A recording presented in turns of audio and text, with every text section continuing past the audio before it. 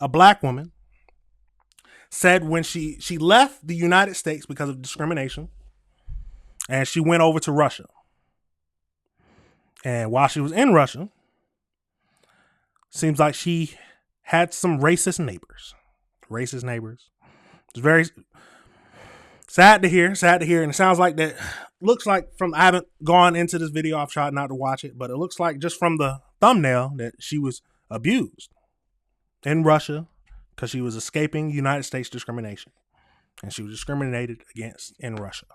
So let's jump over into that and see what all happened. A black woman who moved from the U.S. to Russia to escape discrimination and racism revealed on social media that the entire plan backfired on her in a disturbing way. God. Jesus. Francine Villa was born in Russia but moved to the U.S. with her family when she was a kid. In a heartbreaking video, Francine claims that both she and her baby were brutally attacked by racist neighbors in Moscow. She detailed the alleged assault on Instagram.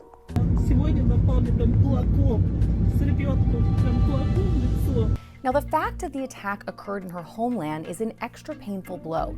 Villa had previously spoken about her move. I was thinking that my first thoughts when I first saw this was that she was born in the United States and then was upset with the discrimination and went over to Russia. So, okay, it's completely different than what I was thinking. So she was born in Russia, came over here, and felt that she was being discriminated against, and then went back to Russia to face discrimination. In the 2020 documentary Back in the USSR, which aired on the Russian state media channel RT. Villa said that her great-grandfather George Tynes, who hails from Virginia, worked as an agriculturalist after moving to the Soviet Union in the 1930s. Now, much of her family still lives there, but at a young age, she moved with her mother to the United States. It was there that she spent most of her life until experiencing what she described as a traumatizing experience with police. Villa explained in the documentary that she'd approached officers for help during an emergency, but that they turned on her instead, throwing her to the ground. It was then that she decided it was time to leave. That was back in 2019. Here is how she explained it. Quote, "Why did I make up my mind to move to Russia? I wanted to leave a country where I was facing discrimination. After a year living in Moscow, she told RT, quote, I feel free living in Russia because in Russia, no matter what time it is, I can walk outside and I'm safe."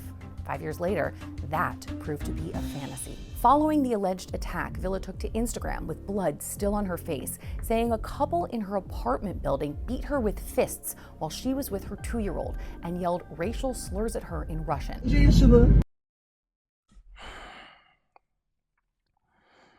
Now, my main thinking is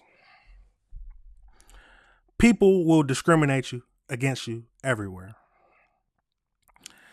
I haven't faced too much discrimination to where it's left an impact on me. Yes, I've been discriminated against maybe when I was younger, not really too much now, at least not to my knowledge. But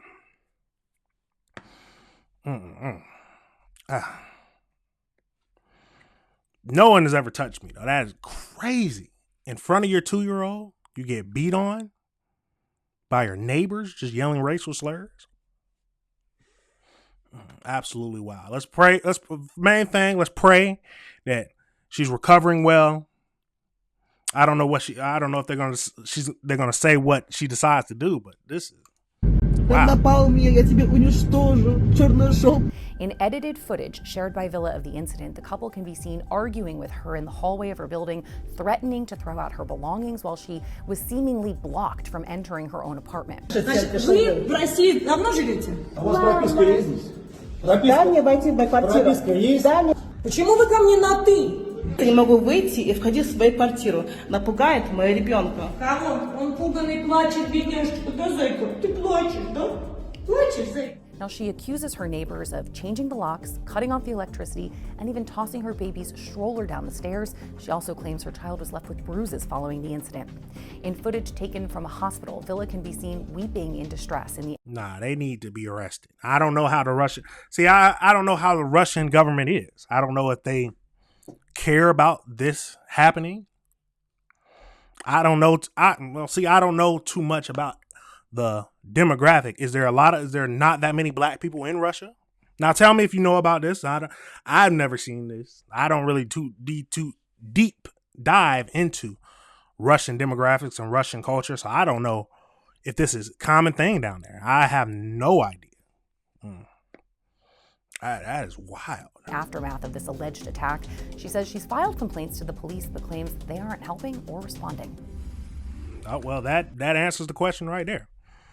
Obviously, to me, the Russian police don't care about it. Honestly, I think she would have been better off just staying in America. There are bad cops out there. Yes, there are bad cops. But I choose to believe that there are more good cops out there than bad. Now, tell me your thoughts. Do you think there are... Now, that's a good question. Tell me, do you think... how do you feel about it? Do you think that there are more bad cops? Or do you think there's more good cops? That's a good question. Tell me your thoughts.